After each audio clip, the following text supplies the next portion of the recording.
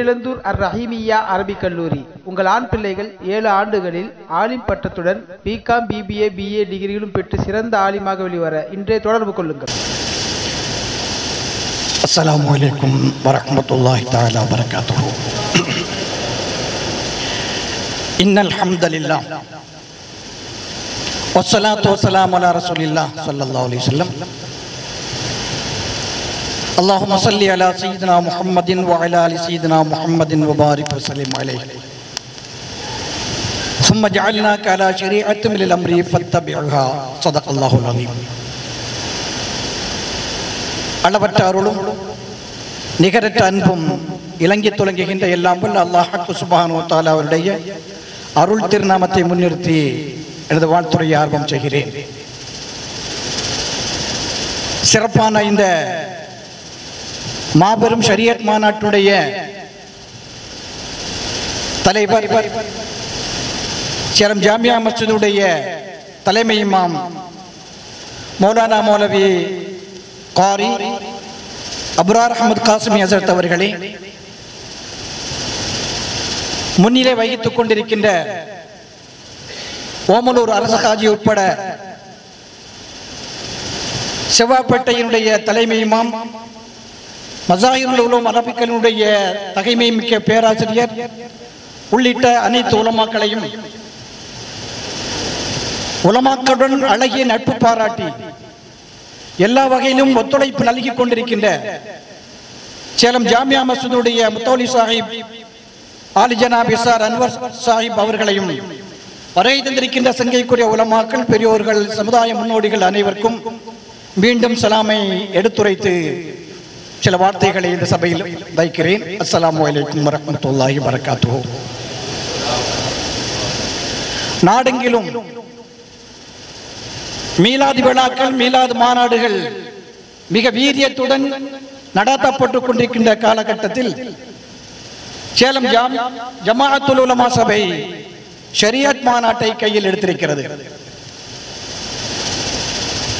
ஒரு வகையில் பார்த்தால் இரண்டுமே முஸ்லிம்களான நமக்கு 2 கண்கள். அருமை நபிகள் ஸல்லல்லாஹு அலைஹி வஸல்லம் அவர்களுக்கு ஒன்று என்றாலும் நாம் பொறுக்க மாட்டோம், ஷரியத்திற்கு ஒன்று என்றாலும் நாம் பொறுக்க மாட்டோம். அண்ணல் நபி ஸல்லல்லாஹு அலைஹி வஸல்லம் அவர்கள் உயிருக்கு மேலானவர்கள், ஷரியத் என்பதும் அப்படித்தான் நம்முடைய உயிருக்கு மேலானது. எனவே ஷரியத்தை பற்றி புரிதலை, ஷரியத்தை பற்றிய விளக்குதலை இந்த சமுதாயத்திற்கு அடிக்கடி எடுத்துரைக்க வேண்டிய கட்டாயம் இன்றைய சூழலில் அவசியம் இருக்கிறது. 1985 ஷாபான் வழக்கு என்பது அன்றைய காலத்தில் இருந்தவர்களுக்கெல்லாம் நன்றாக தெரியும். நாட்டையே கொந்தளிக்க வைத்த மிகப்பெரும் ஒரு புரட்சியை ஏற்படுத்திய ஒரு மிகப்பெரும் வழக்கு.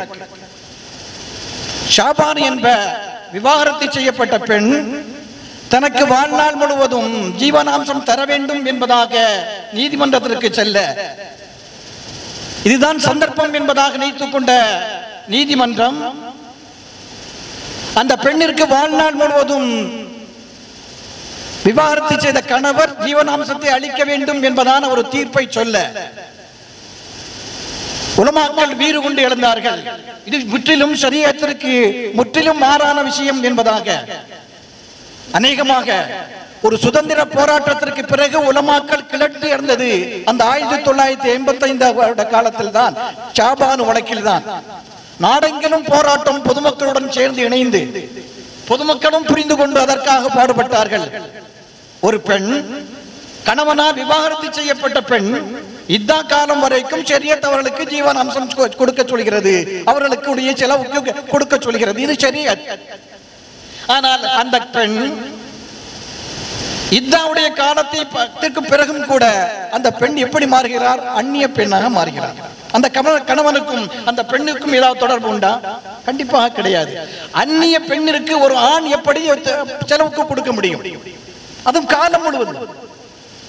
இந்த விஷயங்கள் சமுதாய மக்களுக்கெல்லாம் புரிய வந்து ஷரியத் என்பது எந்த அளவிற்கு உணர்வு பூர்வமானது, உணர்ச்சி பூர்வமானது என்பதை எல்லாம் மக்களுக்கு எடுத்துரைத்து அன்றைய ஆட்சியாளர்களிடத்தில் சென்று உலமாக்கள் பகிரங்கமாக இதனுடைய நிலைகளை எல்லாம் எடுத்துரைத்த காலகட்டத்தில் நீதிமன்றங்கள் அந்த தீர்ப்பை கொடுத்தாலும் கூட பாராளுமன்றத்தில் இஸ்லாமிய பெண்களுக்கு அந்த இதாவுடைய காலம் மாத்திரம் வரைக்கும் ஜீவனாம்சம் கொடுத்தால் போதும் என்கிற சட்டங்களை ஒரு அவசர சட்டமாக அன்றைய காலகட்டத்தில் பாராளுமன்றத்தில் கொண்டு வந்து நிறைவேற்றப்படுவதற்கு உலமாக்களுடைய கிளர்ச்சி எழுந்து ஷரியத்திற்காக போராடிய போராட்டம் இன்றைக்கும் நிலைவில் இருக்கிறது.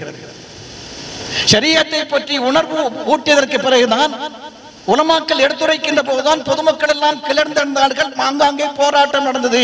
முஸ்லிம்களுடைய ஷரியத்துடைய யதார்த்தம் மக்களுக்கு புரிய வந்தது. அதன் பிறகுதான் அது சட்ட வடிவம் பெற்றது என்பதை எல்லாம் பார்க்கிறோம்.